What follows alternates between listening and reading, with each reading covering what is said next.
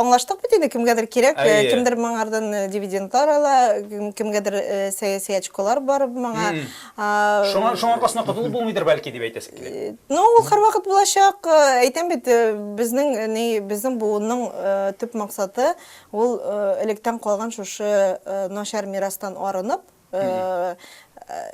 цивилизацияле сөйләшү алып бару, диалогны.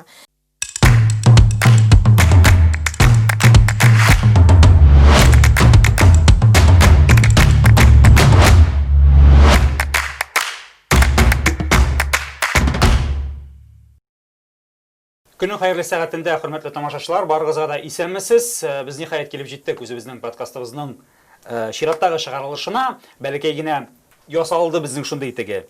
Тәнәфес дип әйтим, кирәги үзебезгә дәгән, җәйне дәгән әзрәк тотып карыйсы килде. Хәзер инде вакыт килеп җитте. Яңадан кунагыбыз, яңадан шулай кызыклы сорауларны, гади сорауларны кунагыбызга биреп, аларга инде җавапны табырга тырышачакбыз.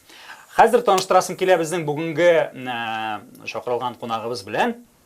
Ул безнең Римма Бикмөхәммәтова, дөрес бит? Дөрес, журналист. Менә безнең бүгенге чакырылган кунагыбызның профессиясе шундый кызыклы профессия. Темабыз нәкъ шундый кызык. Аңа күчкәнче икенче кунагыбыз белән таныштырам. Бу безнең Булат Маркс. Менә шулай шундый шәхесләр дә бар безнең республикабызда. Булат Маркс бүгенге көндә үзенең теге төп эше бар. Аның турында әйтмәсәгез дә була, ул хәтле мөһим түгел. Иң мөһиме, мин яңа менә шундый комедияның түре белән шөгыльләнәм, стендап комедия дигән. Шуңа күрә менә стендап комик буларак чакырылды бүгенге чыгарылышыбызга. Бу чын фамилиямы? Чын фамилия. Чын фамилия. Мин паспортын карамыйча ышанмадым. Дөресен әйтәм, мин ачтым, карадым, язылган Маркс дип, паспорты чын тикшердем нәкъ шулай. Минем биографиядә күп шундый. Кызык әйберләр. Карл дип кенә кушмаганнар инде. Это популяр шуткалар минем турымда мәзәкләр. Кайда Энгельс? Коммунистмы? Һәм инде бүгенге тапшыруыбызны башлап җибәргәндә, беренче сорау Римма сезгә, журналист буларак кыскача гына. Журналист буларак ничек башланып китте? Менә шу журналист профессиясенә кереп китүегез һәм бүгенге көндә ниндирәк иң күбе сезнең эшегез нәрсә белән бәйле? Мин журналистика очраклы килгән кеше түгел. Мәктәптә укыганда ук мин беләдем кая барачакмын, кем булып эшләргә теләгәнмен. Шуңа күрә мин максатчан рәвештә университетта журналистика бүлегенә кердем. Укып биттем, һәм мин бүдән һөнәрне дә белмим. Ничек укып биттем, хәтта укыган вакытта укышлый башладым. Шуның белән әле һаман да шөгыльләнәм. Мин татар телендә язам. Мине урыс телле аудиториясе бәлки белмидер, ләкин минем татар телле миңа тугры булган, миңа ышана торган, мине укый торган, карый торган татар телле аудитория бар. Миннән сорыйлар инде, сез нәрсә турында язасыз, мәсәлән, кайчакта таксида барасыз, сез кем диләр инде, кем булып эшлисез? Мин татарча сөйләшәм, һәрвакыт милләткә генә карамастан мин исәнмесез дип керәм инде. Но татар булса сөйләшеп китәләр инде, шуннан әйтәләр, сез кем булып эшлисез? Укытучымысыз яисә табибмы диләр. Мине икесенә дә туры килмим, ләкин мин чыннан да кызыксынам, теге табиб кебек тепшерәм буга инде, шуңа шулай дип әйтәләрдер инде. Укытучы булган бәлки нәрсәдер өйрәтеп тә куямдыр инде үземчә. Шуңа минем төп темаларым ул тарих, тарихи темаларны мин яктыртам, милли хәрәкәт, иҗтимагый оешмалар, җәмәгатьчелек белән иҗтимагый тормыш инде. Милли мәгариф, шуннан кызыклы кешеләр белән интервьюлар инде. Но мин икътисадны начар беләм, һәм шуңа язмыйм. Но сәясәт белән кызыксынам, сәясәтне дә язарга туры килә. Шулай. Менә шушы сүзләрдән безгә әйбәтрәк тә булыр кирип китү бүгенге темабызның бүгенге темабызга. Бу безнең темабыз бәйле шушы бүгенге көнгә бик сәер торышта, минем уйлам буенча, сәер торышта булган татарлар һәм башкортларның мөнәсәбәтләре. Ник сәер дип әйтәсем килә, без шулай ияләшкән, я Татарстанда шулай ияләшкәнме без, я теге тәрбия шундыймы безнең районнарыбызда. Но ничектер шундый теге менә туган халык барыбыр дагы алар. Ничек кенә булса да теге бер туганлык булмаса да барыбыр бик якын алар. Һәм ник менә шушындый якын булгач безнең арабызда ниндидер бар менә шушындый яратып бетермәүме бер-береңне, сөеп бетермәүме, ниндидер көнчүлекме ул, нәрсә белән бәйле ул аңлап булмый. Безнең нәрсәгә чыгасыбыз килә бүгенге темада сөйләшеп. Ни өчен бармы икән шушындый хәл? Һәм ни эшләтеп була микән шул хәлен булмасын? Әйдәгез, ничектер башта кирип китик беренче темага. Сез нәрсә әйтә аласыз шушы хәл буенча? Ну, мине башта чакырганда Башкортстан темасы дип әйткәннәр иде. Әйдәгез, менә Башкортстаннан башлыйк. Мин уйладым мине Башкортстан икән, мин Башкортстанда туып үскәнмен, хәзер Татарстанда. Татар башкорт мәсьәлесенә кагылмыйлар инде булар дип уйлаган инде. Әйдәгез, менә башлыйк. Менә сез туып үстем дидегез Башкортстанда. Кай тирәдәрәк туып үстегез? Минем туган җирем ул Стәрлебаш, ул Оренбург якларына якынрак. Кайсы район Башкортстанның? Стәрлебаш Стәрлебаш районы һәм аның үзәге Стәрлебаш. Ул бик борынгы авыл, ул борынгы мәдрәсәләр белән данлыклы. Һәм безнең бик борынгы ташлар бар, кабер ташлары бар. Безгә галимнәр бик күп киләләр һәм аны өйрәнәләр. Бу Татар районы, но Татар районы булса да безнең башкорт авыллары бар. Безнең тирәдәге районнарда күпчелек татарлар яши, ләкин башкортлар да бар. Бу Оренбург далалары белән кисешкән җир инде ул. Шуңа күрә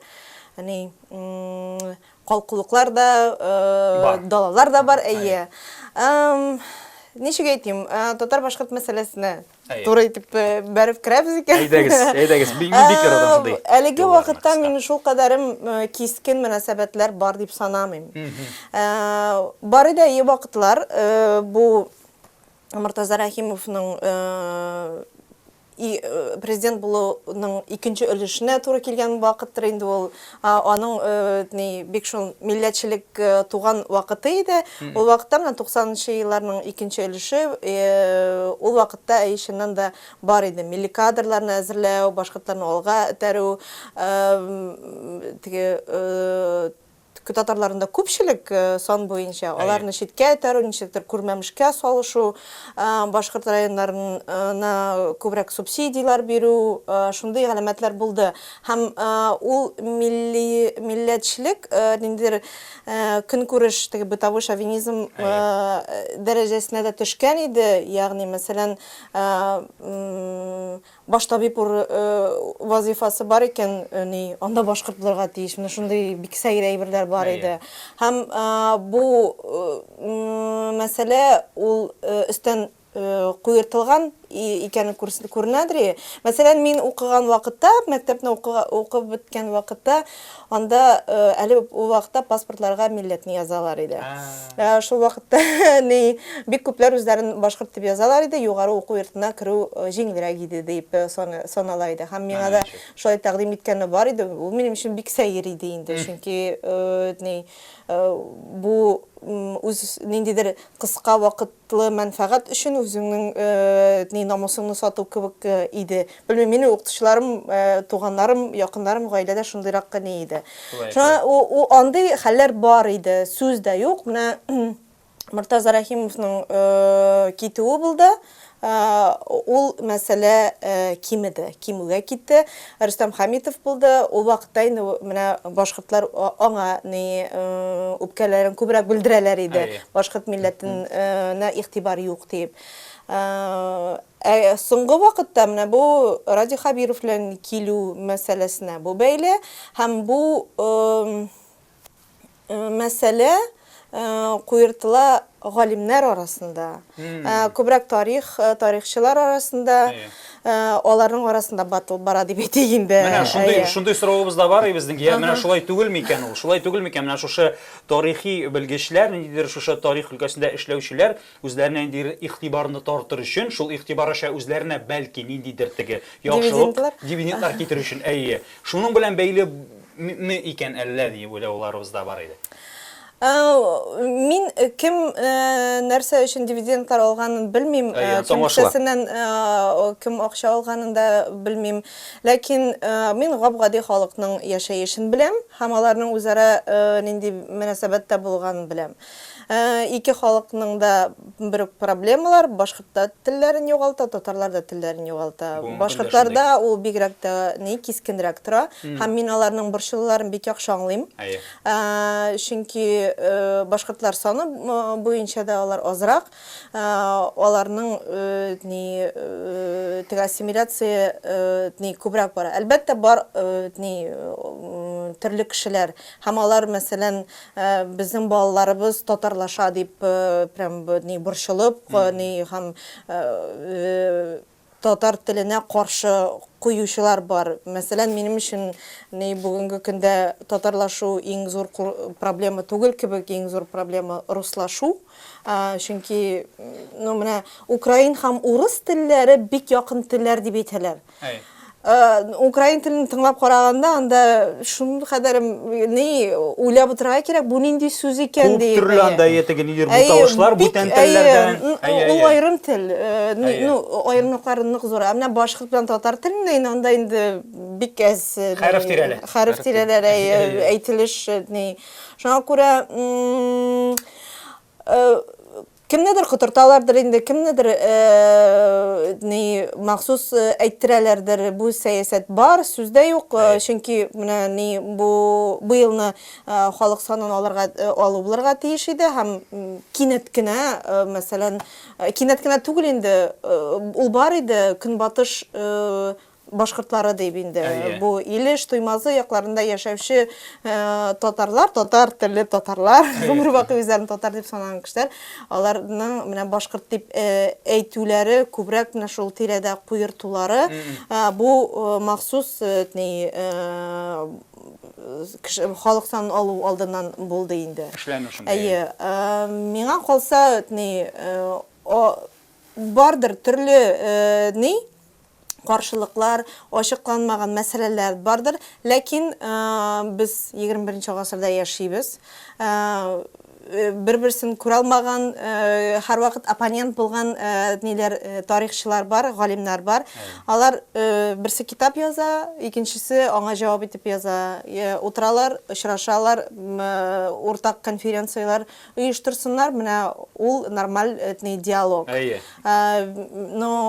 Кытырту. Беләсезме, мин андый кытыртуга халык андый кармакка капмый дип тә уйлыйм. Чөнки мин алда булдым, халыкның гомумән башка проблемалар. Аларны мин халык санын алу мәсьәләсе дә аларга кызык түгел, ул ниндидер ерак әйбер кебек, ягъни менә әйтәсең, кем булып языласың, буламын юл диләр инде, әле бу яз вакытларында инде, әле хәзер кичектерделәр бит инде, булмый. Юганың андай, чөнки икътисад проблемалары бик күп, социаль проблемалар күп. Башкортстанда ул бигрәк тә ныграк күренә. Чөнки экономик, икътисади яктан анда авыррак икән менә күренә. Шуңа күрә монда татар-башкорт мәсьәләсен ниндидер ясалма рәвештә күпертәләр кебек. Шулайрактыр. Шулай ул, минемчә. Ул ниндидер сәясәтнең бер өлеше, кем менә бу очракта мин сәясәт белгече түгел, ләкин минем күздаллавым буенча инде кайчан Ради Хабиров әле менә башкорт милләтчеләре ягына борыламы, яисә цивилизация ягыннан барамы, нормальный диалог итеп, демократия урнашып, бер тигез караш буламы. Менә аңа бик авыр булачак хәзерге вакытта. Монда бит әле алдан Татарстан белән Башкортстан ни дуслашып та йөридер бит инде. Менә халык исәбен алган вакытта күренәчәк инде нинди ул дуслык. Булай гына шәкәләшеп йөргәннәрме Миниханов белән Хабиров. Чөнки халык санында күренәчәк менә татарларның санын кинәт кимесә, ул административ ресурс белән эшләнгән әйбер булачак инде ул. Башкорт саны кимесә Ради Хабировка бик зур минус. Анда башкортлар аңа ни басым ясаячак. Шуңа күрә аңа бик авыр булачак бу мәсьәләне хәл итәргә. Менә нәрсә әйтәсе килә. Менә хәзер сезне дә без тыңлап торабыз. Без шушы сорау белән бәйле дәген менә шушы сорауда ничектер җырып чыгасы килә, аңлыйсы килә, шыкырына чыгып. Менә хәзер сез әйтә башладыгыз. Нәрсәдер аңлашыла, нәрсәгәдер икенче караш. Инде хәзер карамыйсың, ниндидер дошманлык шикелле, ниндидер теге бер-береңә карата милләтнең ниндидер явызлык шикелле әйбер юк инде хәзер. Аңлашыла, ничектер теге сез әйткәнчә нәкъ менә шул куйрыту шушы теманы. Дөресен әйткәндә. Чөнки менә интернетны кайсы нәрсәне генә ачып карама, менә шушы татар һәм башкорт дигән теманы кертәсең икән әгәрдән. Иң күбе менә шушы бәхәс темасы. Гел. Ой, алар тегендә әйткәннәр, алар былай әйткәннәр, татарлар былай эшләгән, башкортлар былай эшләгән. Минемчә, менә хәзер сез әйттегез, гади халыкның бүтән проблемалары. Чыннан да гади халыкның икенче. Гади кешеләр теге тарих, киләчәк, бүгенге сәясәт турында ни фикерләмиләр дә, анысы да бар. Ул милли зыялыларның эше, галимнәр, җәмәгать эшлеклеләре, тарихчылар. Бер яктан, ул нормаль бәхәс бара икән, избатлыйсың инде. Менә Татарстан галимнәре булай избатлаган һәм инкар иткән мәсәлән башкорт галимнәренең чыгарган яисә башкорт галимнәре киресенчә дәлилләгән башка әйберне. Шуңа күрә безгә ниде интернеттагы булган бәхәстә катнашкан кешеләргә караганда, алар барысы да 90-нчы еллардан дәвам иткән кешеләр дип карап торам. Шулайрак таранса. Чөнки мин яшьләр белән аралашканым бар, алар арасында менә диалог булдыру яклы кешеләр бик күп. Һәм минем буын, миннән соң яшьрәк ниләр, алар аңлый глобальләшү чорында без шундый бер ышкынгына шалт итеп юкка чыгачакбыз икән. Шуңа күрә әлбәттә, монда менә ничек кем иртәрәк кычкыра, кем күбрәк бәхәс куерта, һәм шундый туа инде. Бу башкорт белән татар каршылыгы яисә анда ныгайлар әлбәттә сәясәттә аерым кешеләрне кулланалар. Менә мин төгәл әйтә алмыйм, ничегрәк кешеләрнең аның технологиясе бар әлбәттә. Һәм ниндидер кешегә, мәсәлән, менә мондый белдерү ясарга кирәк дип.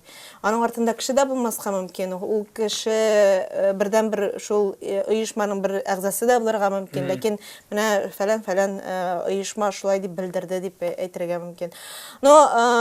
Нинде башкорт мәсьәләсендә быел узган елны шундый бер бомба шартлап алды инде. Ул Альберт Исмаил булды инде.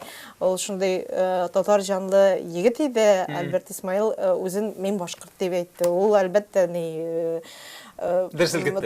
татарлар арасында үпкәләүчеләр аңа бик күп булды. Менә шул ягы бар безнең генә түгел инде. Теге күп милләтнең әз генә берәр кем, берәр шәхеснең үзенең берәр кайдан икәнен, берәр оешмага үзенең тугры булуын, я берәр халыкка үзенең теге икенче төрлерәге тугры булуын әйтүгә без ничектер теге үпкәләргә тырышабыз. Аның бит инде сәбәбен әлбәттә ачыклаучы, сәбәбендә инде казынчы кешеләр юк. Без бары тик беләбез. Без аның сәбәбен ачыкларга да тиеш түгел. Без кемгә үпкәләгән, бу Альбертның үзенең карары, аңа шундый күңеленә яткан икән, нишәтәсең.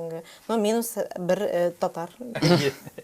Менә сез бит инде башкорт җирендә дә яшәгән кеше. Башкорт жери дип әйтмибез, без аны аңлайм. Башкортстан дибез. Юк. Теге татар җире дип ник әйтәсе килә, менә Башкортстан Республикасының җире шуңа гына әйтәм. Менә Башкорт ансамблы мин. Шуңа мин башкорт баллы дигән әйбергә дә каршы, башкорт җире дигәнгә дә русская зима һәм русская береза дигән әйбергә дә каршы, чөнки бу бик Мин теге дөрестерәгә ай дип теге менә дөрес. Менә шунда да туадыр ул. Карагыз, күрәсезме? Менә шушындый җирләрдә дә туадыр ул. Ниндидер теге аңлап теге дөрес үзебезнең әйтәсе килгән фикерне дөрес иттереп теге әйтә белмәү. Шуны беләдер бәйледер әз генә. Дөрестерәге менә Башкортстанда яшәгән кеше, Татарстанда яшәгән кеше. Менә барыбер да сизгәнсездер Башкортстанда яшәгәндә, анда инде кеше халыкның кәефе икәнен шушы темага бәйле Татарстанда дагы нәрсә әйтә аласыз? Менә халык үзе чыннан дагы сизә микән, бар микән ниндидер темалар менә шушы тарихчылар белән дәгән бәйле булмаган.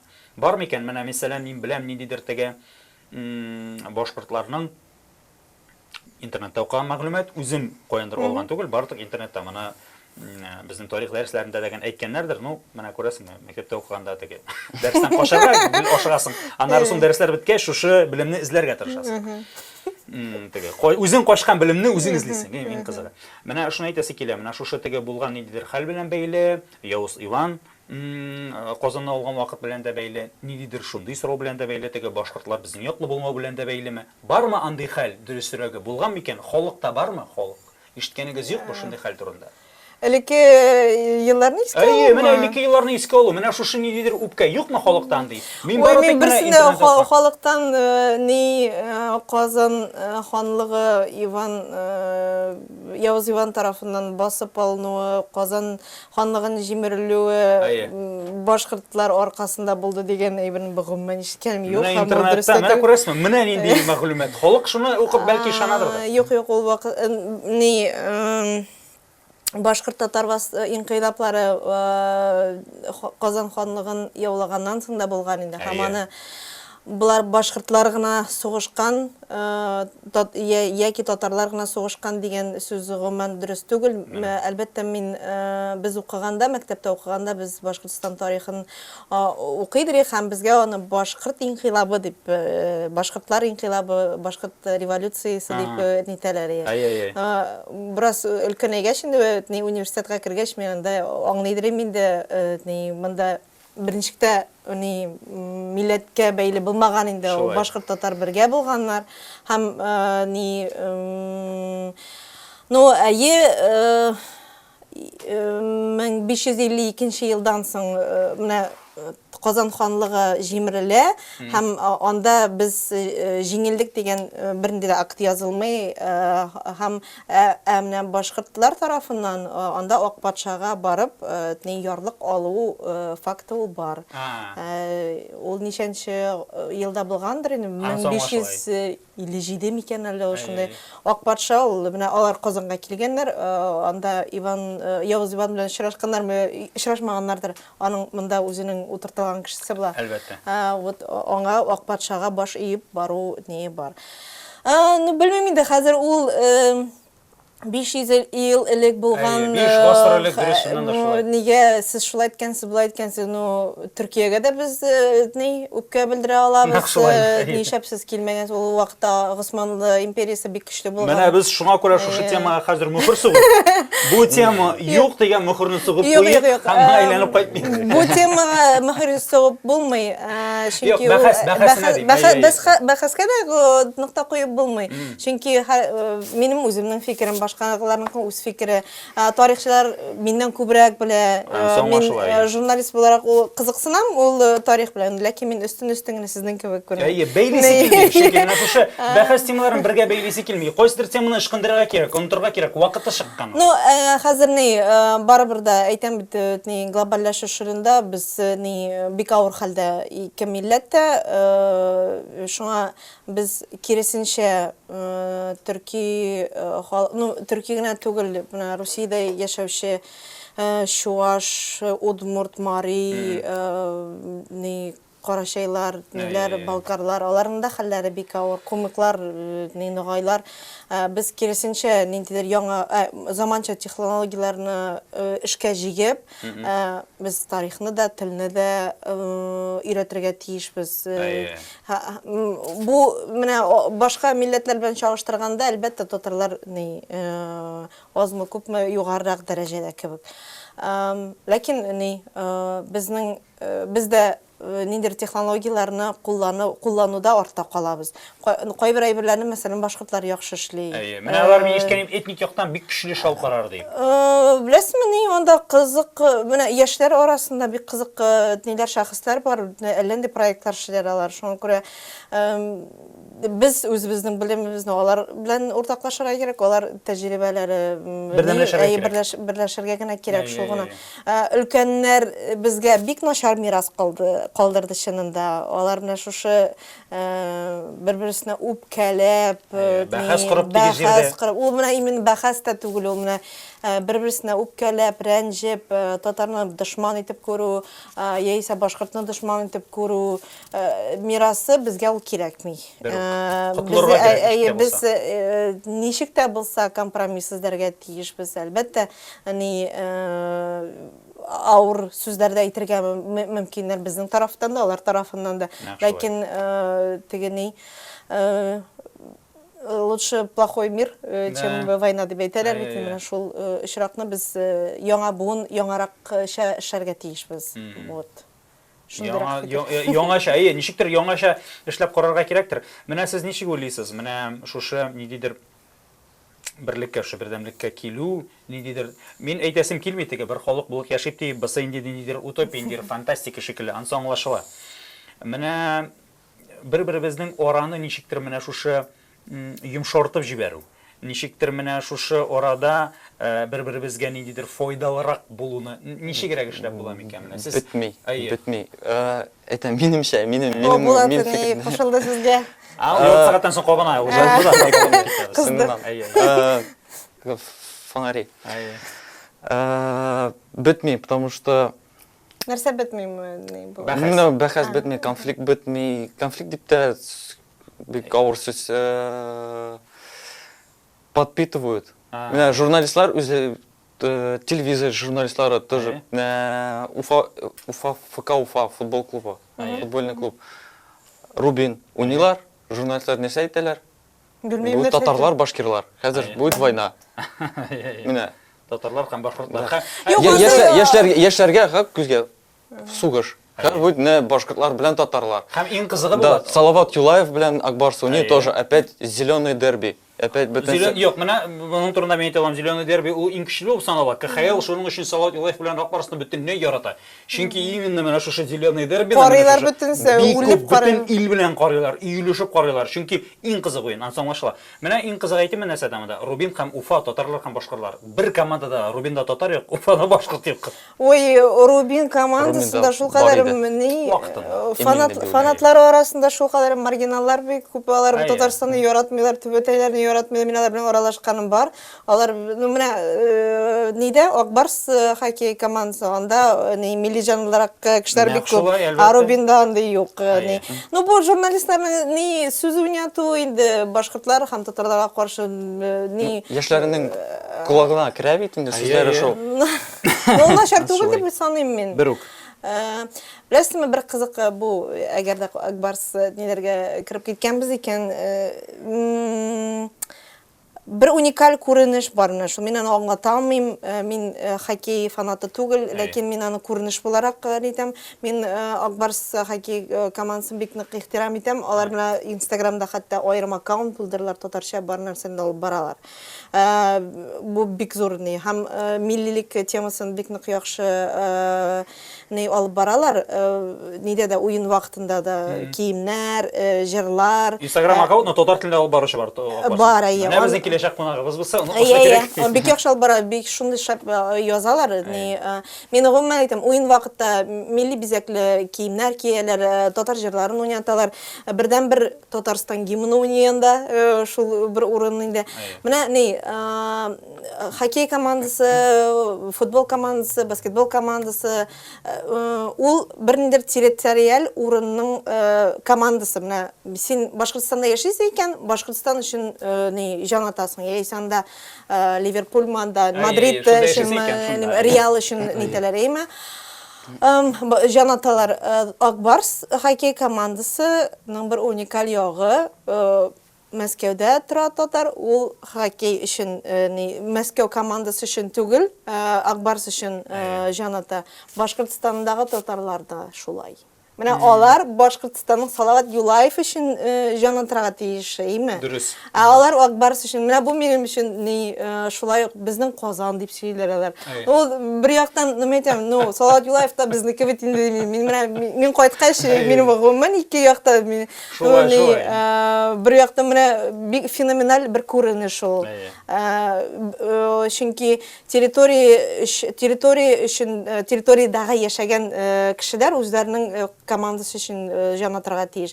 Амында Башкортстанның бер өлеше, зур өлеше татарлар Акбарс командасы белән Салават Юлаев уйный икән, алар Акбарс өчен җанаталар. Бу кызык әйе. Минем бер танышның хатынының әтиәнисе Башкортстаннан, ул үзе Казанда яши диме. Һәм инде менә аның хатынының әтисе Салават Юлаев өчен бу минде Акбар Салават Юлаев уйнаганда әйтәм, нишлисез соң Акбар Салават Юлаев уйнаганда? Юк, миңа әйбәт, мин түбән камерада туып үстем, мин нефтехимик өчен. Шуңа миңа бик әйбәт. Менә мондай Башкортстаннан килеп Казанда яшәүче татарларны беләм, алар мәсәлән Салават белән Акбар уйнаса, алар Салават өчен әйтәм, кешегә әйтмә инде дим инде, син аңламаслар дим инде. Яисә читтәрәк утыр дим инде, якынап китәрләр әйтәм анда. Ана тагын мондый сорау, менә журналист буларак барабырдаган күптәге язымнар, күп чыга торган әдәбиятка, журналларга тап буласыздыр. Менә ул яктан ничек тора эш милли әдәбият белән Башкортстанда һәм Татарстанда бүгенге көндә? Бар мәгълүмат шушы сорау буенча.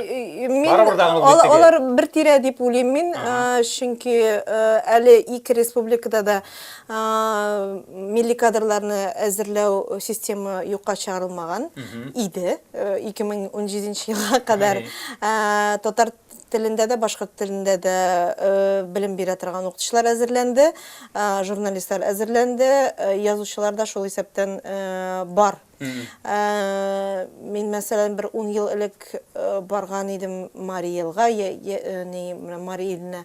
Анда менә миңа бик зур әйбер итеп күрсәттеләр, безнең шагыйрьнең китабы чыкты дип. Елына бер китап чыккан. Бер шагыйрь Мари телендә. Мин аны исәпкә дә алмаган идем, әйтәм, яр китап инде әйтәм. Һәм менә аларда бу милли мәгариф системасы юкка чыккан күптәннән, милли үзаң юк, менә бу институтлар эшләми, һәм бу алга таба безне дә көтәргә мөмкин. Менә шуны әйтәсең, мондый киләчәк булыр, килергә мөмкин безгә дәгән. Бездә язучылар бар, менә яшьләр арасында да шагыйрьләр дә, прозаиклар да бар, һәм башкортларда да бар.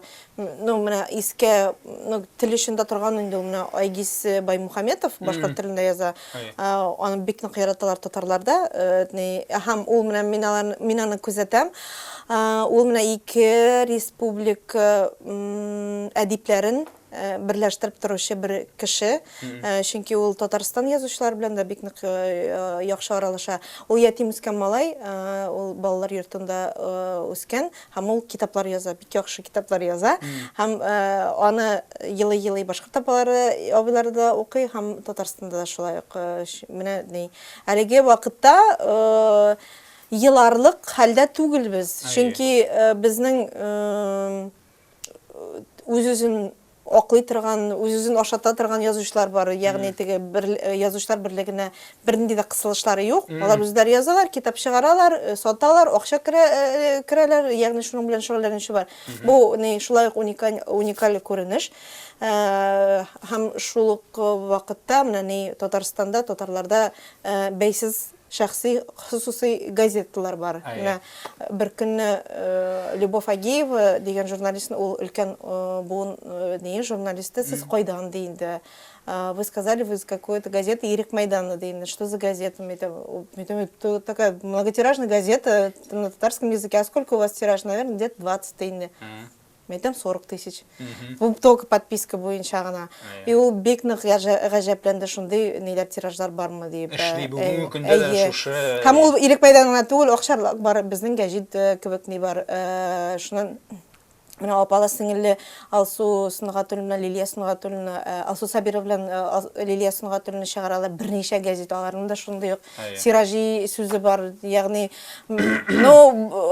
башка милләтләр белән чагыштырганда, башкортлар да шулай ук. Аларның газетләре, хусусый газетләре юк, ләкин башкорт телендә сөйләп торучы радиолары, телевидениелары бар, блогерлары бар. Аларның да ютуберлары, кстати, бик актив. Башкортның. Хәтта мин бер мәл шундый тап булдым, анда 3 башкорт кызы, бик шундый кәттәләр, моторлар, заманча башкорт телендә, әдәби телендә сөйләшәләр. Шипши хатын кызлар темасын сөйләшәләр. Кайнана, килен, ир белән хатын, бала белән мөнәсәбәтләр шундый органичны күренә. И шуңа әйбәт дип төшерелгәннәр. Мен карам, безнең татарлар YouTube'да бик әс. Татар телендә җиңел темаларга да, авыр темаларга сөйләшеп торалар. Мин хәтта көнләшеп куйдым. Әйтимчә, без булар төшенмиләр икән дип карап торам. Карагыз әле, менә хәзер аралаша торгач, менә шу сорауларга җавапларны эзли торгач, шундый нидер фикергә тап буласың. Дөресәргә тап булдым. Менә безнең әллә ни менә шушы килеп чыгу, менә шушы тел проблемалары, менә шушы теге кайбер өлкәләрнең бүгенге юкка чыгулары, милләтләрнең, безнең милләтнең, татарның башкортның сүзегез әйттегез, күп халыкның бүгенге көндә шул төрле проблемалары бар дип. Әллә менә шушы проблемалар белән көрәшүне берләштерү, бергә алып бару ничектер? Бер-береңә булышып, бер-береңә карап, бер-береңә чишнә, бәлки шушы ничектер юкка чыгарыр. Менә бу темаларны куерту. Я кирәк микән ул? Бәлки кемгәдер кирәктер менә шушы конфликт. Бәлки шушы конфликт нәрсәгәдер... Аңлаштык бит инде, кемгәдер кирәк, кемдер моңардан дивидендлар ала, кемгәдер сәяси очколар бар моңа. Шуңа аркасында котылып булмыйдыр бәлки дип әйтәсең килә. Ул һәрвакыт булачак. Әйтәм бит, безнең буынның төп максаты ул электән калган шушы начар мирастан арынып, цивилизацияле сөйләшү алып бару, диалогны.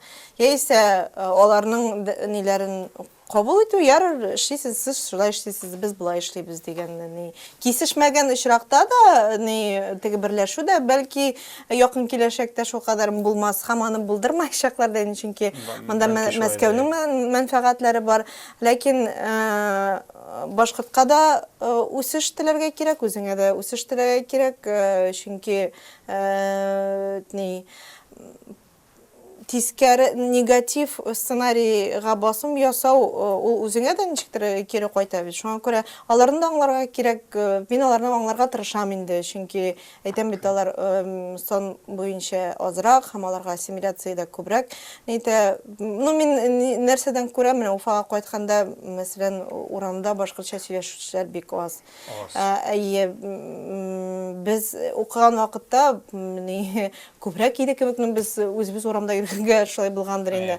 Әле менә таксига утрам, узган ел ул сынап караган идем мин. Уфаның таксисына утырдым, исәнмесез дим инде күрәм, урыс түгел инде. Бара-бара ниндер урыс җырын тыңлый дим инде. Мин бик нык каты итеп куйган, сүндереп куямсызмы? Сез юл кызыксынып китте, сез бөтенесе белән дә татарча сөйләшәсезме диде. Битем, едем инде, ул шундый кыю кыймас кына Элвин Грейны куйды. Анча менә баштау кыймаган изне әйтәм, без әйтәм яратабыз аны дим инде. Ягъни мин башкортларга да менә шул теге милли үзаң көчәюе һәм ниндидер теге үз җиреңдә хуҗа булып яшәү хисе булсын дип саныйм.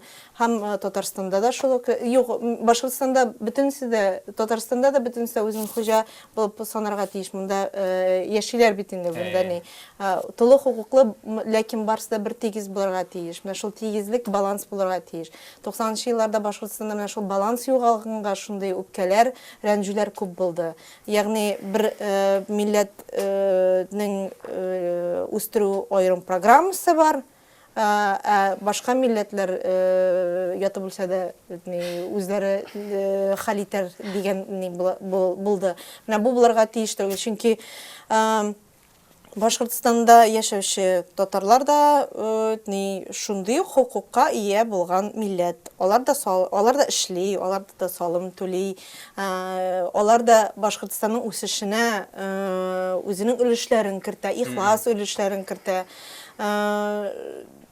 Белмим, бәлки 2000-нче еллар башында мин дә Татарстанга китмәс идем, әгәр дә барсы да алдагыл уңай булса иде. Шулай. Менә сез әйткән идегез, Башкортстанда бүгенге көндә менә Уфага кайтам, бик аз ишетелә башкорт телендә аралашу дип. Казанда күбрәк шикелле. Менә бу бәхәсле тема. Менә минем тирәндә гел татарлар кебек. Мин кайчакта Дөрес сораулы дөрес кешегә бирергә кирәкләр ичә. Мин урысча сөйләшсәм, ник син сөйләшәсең, мин битем урыс телен онытырга мөмкин иде. Минем тирәм мөхитемдә нишләптер гел татарлар. Ләкин бу мин үземә мөхит шундый тудырганмын, име? Ләкин кибеткә керәсең, даруханәгә керәсең, почтага керәсеңме? Хастаханәгә керәсеңме, татарча исәнләшәсең, диалог алып барасың, аңлыйлар. Аңламаган очрак бер тапкыр гына минем андай очрак булды гомеремдә, шундый ул пятерочка, минем тирәдә булган пятерочка кибетендә миңа дорфа итеп сөйләшмәгез, мин аңламыйм диде. Мин моңа җавап итеп кышкыру ниете булмады, гафу итегез, ул килгән кеше булып чыкты. Һәм бу менә шул 2017 елдагы конфликт вакыты иде ул. Минем белән бу кадәр дөрфа сөйләшкән кеше юк иде дидем инде. Мин бары тик шикаят китабына үземнең фикеремне яздым. Һәм мин бу кибеткә сезнең йөрмәячәкмен дидем. Просто мин акчам белән аларга инвестиция ясамыйм диде. Әгәр дә миңа шундый дөрфа итеп сөйләшәләр икән, минем белән мин алдында бармыйм инде. Ягъни татарча беләләр, татарча кимендә аңлыйлар. Бездә менә әйтәм бит бик лояль кешеләр. Һәм мәсәлән шулык мен таксистлар белән аралашырга яратам, чөнки аларда бөтен информация, алар бөтенсе дә хәзер күбесе Эхо Москвы тыңлый, алар бөтенсе сәясәт яхшы белә. Алар бик көчле. Алар инде кризистан чыгарга ким дигәндә дүрт способ беләләр. Алар белән аларда шулай күп информация, сайлаулар буенча да бөтен нәрсә әйтә алар.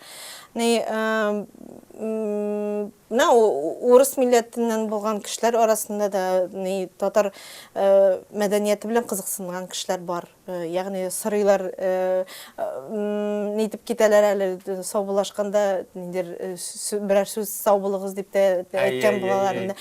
Миңа приятно, аларга приятно, то есть бик нормально. Күп кенә дусларым теге урыс телле дип әйтик дусларым, алар барсы дагы сәлам белән исән сауны беләләр. Беләләр. Белә, алар хәтта теге менә әйтеп кенә түгел, хәтта язып җибәрәләр теге, язып җибәрәләр шундый теге сообщение формасында менә шушы исән сауны. Без теге мәсәлән чатта утырабыз, янында китә Стас, Паша язалар. Исән сау, иртәгә текле дигән сүз бу. Исән сауны беркем язмый бит чатка. Мин хәтта бер хастаханәдә табибка бардым, исәнләштем, ул менә исәнләште. Мин аңлатам үземнең проблемамны инде, авыртулар. Ул мине тыңлады. В целом я понял, да? Можно я задам несколько вопросов? А вы не понимаете на татарском? Нет, ты да. Я ол шундай итағатлік көрсетіп неткен, но вы очень красиво говорите. Шын табып көресің, бүлдірмәді. Мен, әлбәттә, нормально, я же не знал, что вы не знаете, не понимаете. Яғни, менің фикірімше, татарша сөйлеушілер бик көп. Кибетке кересің метрода лента кибеті еді. Лента кибетінде татарша музыка яңғырай. Бұл нормаль көрініш. Трамвайда барасың, трамвайда татарша сөйлеушілер. Әйтем бит, бауында, мен әйтмеймін, мұнда колхоз базары, жилка тирелері, Азияда, онда татарлар бик көп. Менің үшін бик мөһим яшьләр йөри торган үзәкләр, онда татарша сөйлеушілерме, юкмы? Сөйлеушілер. Менә куандыра торган ниндидер шул нәкъ шул дип мәгълүмат. Менә бүгенге көндә мин белүемчә, ишетүемчә, менә теге барыбер дагы уку йортларына кергәндә студентлар я алар Башкортстанда калалар. Менә шушы ничек әйтим, чыгарылыш сыйныф укучылары. Алар бит үзләренең юлларын я тоталар Башкортстанда булган уку йортларына. Югары. Я инде тагы да ераграк бу теге илнең башкаласына китеп, Мәскәү, я икенче башкалабыз Питер, шунда китеп, шул шәһәрләрдә уку йортларына керәр дип. Казан ягына тартылулар әзрәк, азрак. Шулай микән? Бу сез Татарстан күзлегеннән карыйсыз да. Шулайрак микән? Менә шуңа күрә менә ишетәсе килә, нинди мәгълүмат бар? Башкортстанда соңгы елларда, соңгы 10 елда бик күп Татарстанга килеп төпләнүчләр булды. Бу урта буын кешеләрдә һәм яшьләр арасында да. Һәм иң кызыгы менә мин Татарстанга татарлык эзләп килүчеләр күп дип уйлыйм. Һәм татарлык белән бәйле ниндидер һөнәр ияләре килә дип уйлыйм. Юк, бухгалтериядә эшләүче кызлар да, ниндидер IT өлкәсендә эшләүче кешеләр дә Казанны сайлыйлар. Чөнки Казанга киләләр, күрәләр, гашык булалар һәм аларның бик зур хыяллары булып, шушы Казанда төпләнеп яшәү булып тора. Бәйле микән, бәйле микән менә шушындый күченүләр үз республикадан күрше республикага күчеп китү ни белән бәйле микән? Зур микән аермасы? Көчле кешегә, бай кешегә тартыласың бит. Нормаль. Шуңа күрә икътисади яктан куәтлерәк булган республикага күбрәк тартылалар. Бусы табигый. Һәм әйтәм бит, менә соңгы ниләргә мин күзәтүләремә караганда Казанга киләләр, бигрәк матур шәһәр икән. Ничек сез һаман Казанга килмәдегезме соң? Үзем танышлар беренче тапкыр киләләр, ах итәләр әлбәттә. Һәм студентлар арасында да нәкъ шушы Казанга килеп урнашучылар бик күп. Нидә Башкортстаннан килүчеләр иҗат кешеләре генә дип әйтеп булмый, менә бездә бит шулай язучылар, шагыйрьләр Башкортстаннан килгән дип саналар, җырчылар, кемнән алма Башкортстаннан булып чыгалар. 90-нчы еллар, 2000-нчы еллар башында нәкъ шундый кешеләр килә. Хәзер Татарстанга төрле яктан килә, Башкортстаннан да килә. Нәкъ менә икътисади яктан куәтле булганга һәм Татарстан ачык шундый урын, Казан матур, монда үзен сынап карага теләүчеләр күп, һәм ул шундый яшьләр бик күп, яшьләр өчен инфраструктура бик күп, спорт мәйданчыклары гына күп, йөрү урыннары, ягъни монда килгән кеше яңадан әйләнеп кайтасы килә. Но минем фикеремчә, Татарстанга татарлар күбрәк килсен.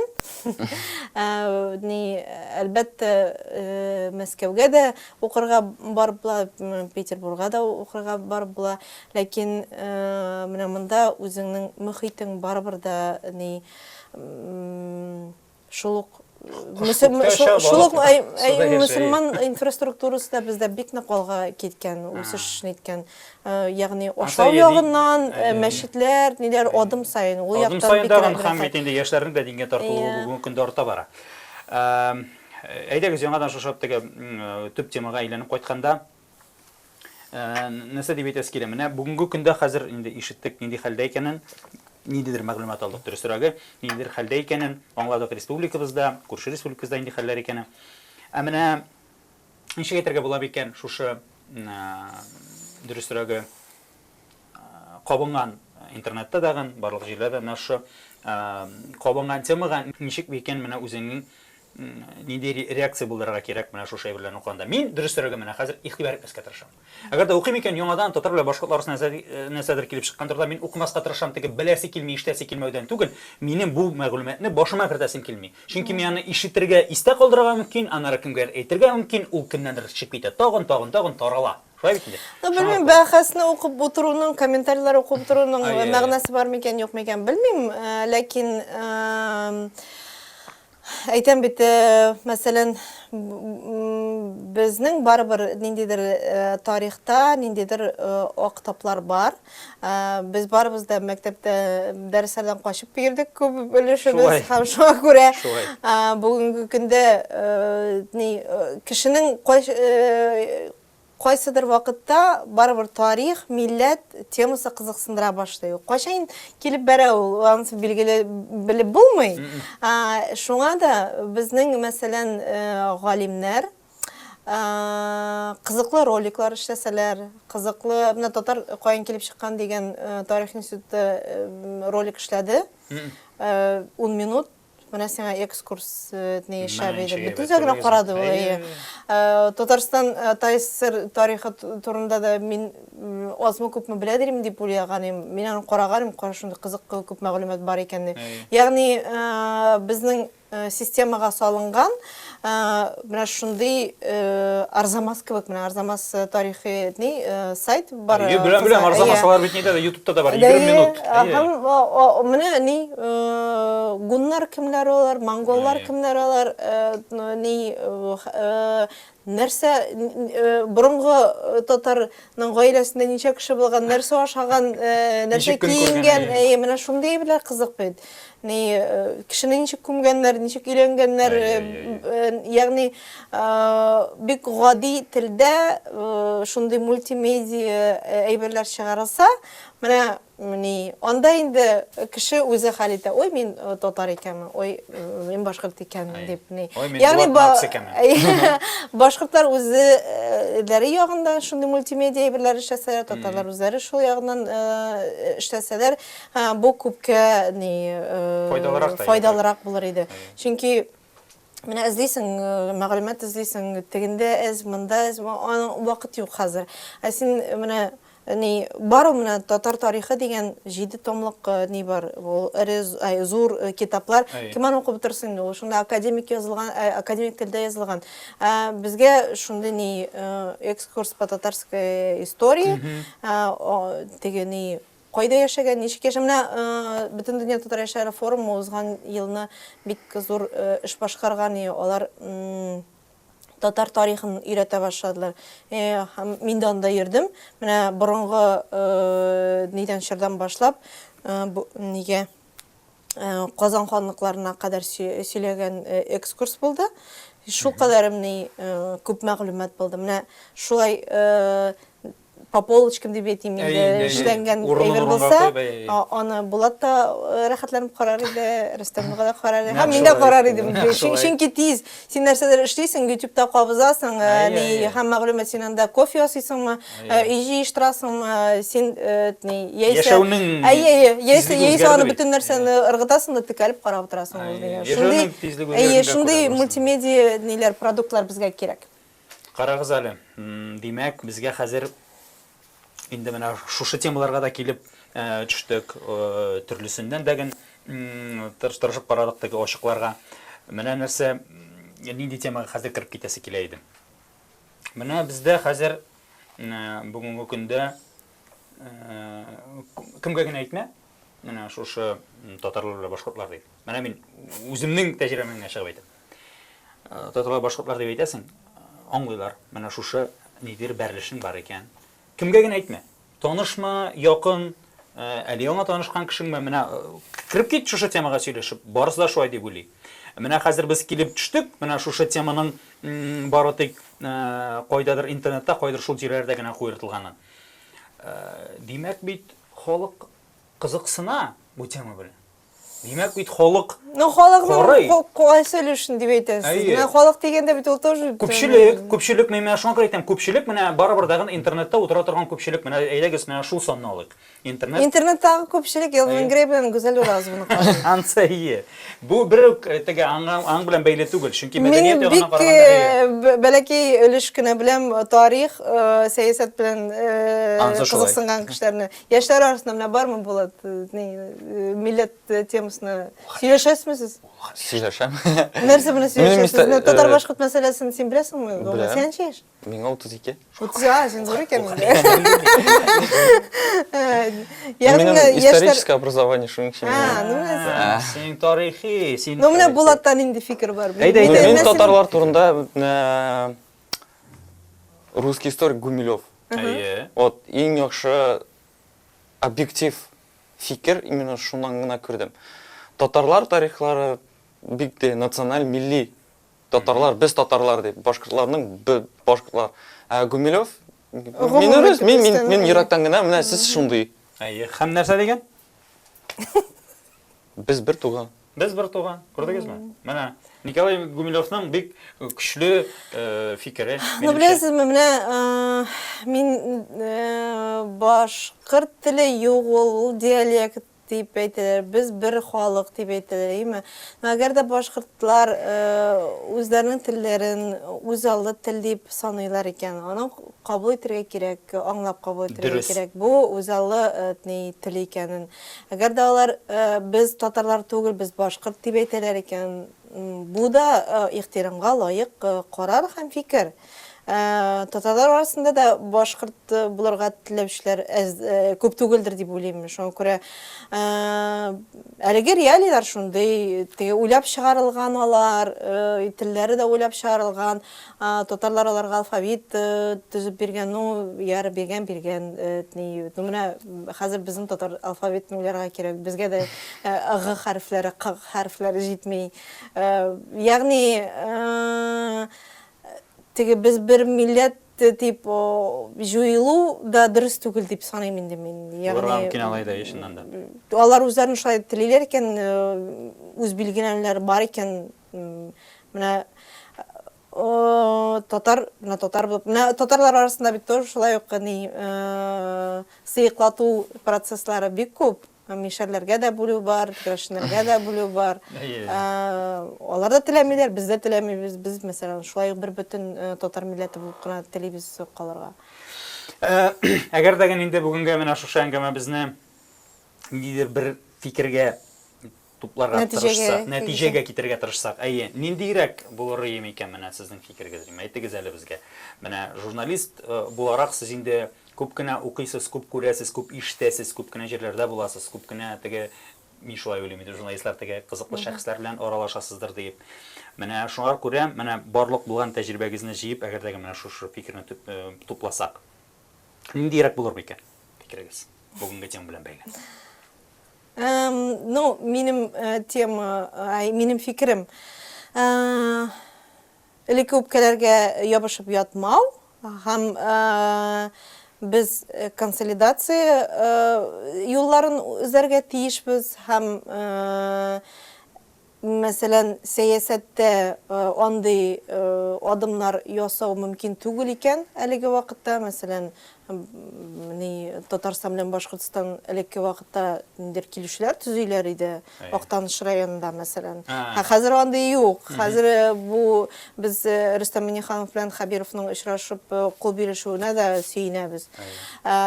Ләкин барыбер да зур адымнар булды. Мәсәлән, беренче тапкыр Уфада Татарстан көннәре узды. Андый бер инде 20ләп ел юк иде.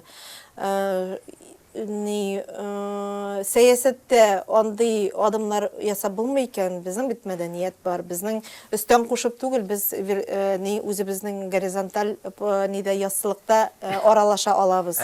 Нәҗирчеләр бик яхшы тәҗрибә башланган иде һәм ул дәвам итәр дип ышанам инде. Мәсәлән, башкорт егетләре, башкорт төркемнәре, Бүре төркеме Оскар Юнусовны Гауга төркемен Уфага чакырды, алар анда концерт оештырдылар. Башкорт ниләре, җырчылары безгә Казанга килеп, үзләренең мәдәниятләрен күрсә, шул аралашу башлана. Менә шундый кернәп мәдәни яктан, дини яктан да аралашу мөмкин дип уйлыйм. Чөнки ул, мәсәлән, исламда гомумән бүлү юк. Шуңа күрә бу очракта да имамнарның ниндидер үзара аралашып яшәүдә булырга мөмкин. Шуңа күрә хәзер бернинди дә авырлык та юк кебек инде. Интернет аша аралашу, ниндидер уртак проектлар булдыру. Искә төшә инде менә мин Илдар Кинебулатов, айтишник, ул бик яхшы башкорт телендә сөйләшә, Мәскәүдә күп яшәп укып кайткан кеше, Башкортстанга ул булып кайтты инде. Башкорт телемне үстерәсем килә, баламны башкорт телле үстерәсем килә, тәрбияләсем килә дип кайтты. Менә аның белән шулай диалог корып була. Тимур Мохтаров дигән галим бар, тарихчы. Аның белән дә бик күп бу темаларга сөйләшкән бар, интервьюлар алганда. Ул да шулай ук безне барыбызны да мәгариф системасында берләшү кирәклеген ассызыклый. Ягъни без бүгенге көндә бер фикердә, бер рухта булган кешеләр белән аралашып, ниндидер тәрәккыят юлында булырга тиешбез. Шул гына. Ягъни мин бу мәсьәләне куерту яклы түгелмен, ләкин бу галимнәрнең бәхәсе булып калсын. Чөнки бәхәстә хакыйкать туа, һәм ул ике якның да менә яшьләрдә милләткә, тарихка кызыксыну арттырыр гына дип уйлыйм, һәм белем агарту проектлары күбрәк барлыкка да килер дип ничектер шундый теләктә калам инде мин. Менә шулай булсын иде ул. Шунда нәкъ сез әйткәнчә, әгәр дә тормышка ашса, барыбызга дагы, ике республикабызга дагы бик зур плюс булыр, чыннан да һәм иң мөһиме, бәлки менә шушы яшәүче гади халыкка кайсыдыр өлешендә тоелыр, менә шушы яшәүнең тагы бер рәхәте. Күршең белән гел шушындый теге татулыкта булу, гел шушындый теге бердәмлектә булу, бер-береңә менә шушы кунакка матур итеп бирү, бер-береңә менә сез әйткәнчә шул теге менә татар көннәре уздырганнар дип, бездә дә инде шушы көннәрне уздырып, барыбыр дагы көч бирер, ниндидер ямь. Әлеге вакытта Башкортстанда экоактивизм бик көчләнде.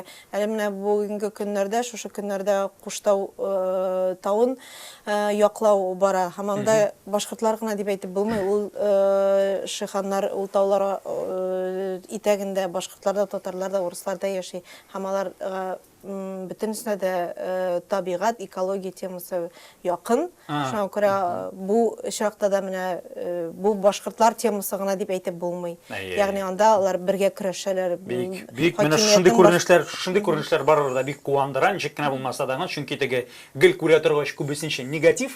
Ниндидер мәгълүматны менә шушындыйларга тап булгач барып да. Сез киңрәк карарга кирәк һәм бер форумнарда утырырга кирәк. Юк, бер түгел, теге сез бик дөрес әйтәсез, чыннан да киңрәк карарга кирәк, бәлки барыбызга да шулай эшләргә кирәктер, шу карашыбызны чиктер. Башкорт иҗтимагый оешмасы, менә бу башкорт хәрәкәте, алар бик нык көчле. Ул аларның милли хәрәкәте, менә татарларга үрнәк, үзләренең мәнфәгатьләрен яклауда, ничек яклауда, берләшүдә, бу чыннан да халык тарафыннан теләктәшлек күрсәтергә, алар бит нигә сак астына алалар, аның өчен штрафны халык үзе җыя. Ягъни менә бу Татарстанда юк әлегә. Менә күрдегезме, кайсы гына өлешне алма, тормышның кайсы гына өлешенә кермә. Һәрбер җирдә бер-береңнән нәрсәгәдер өйрәнергә, бер-береңгә инжектор шулай ярдәм итүдә бик көчле. Бик зур рәхмәт сезгә. Бүгенге тапшыруыбызга килгән өчен Булат, сиңа да шулай рәхмәт. Булат бик нык тел бистәсе булып чыкты. Булатны туктатып булмады бер вакытта, мәйтәм, туктар микән бу җегет. Бик зур рәхмәт безнең һәрбер шушы тапшыруыбызны караган тамашачыбызга. Менә шушындый темалар аша, шушы сораулар аша без ничектер халыкны тырышабыз кызыксындырырга.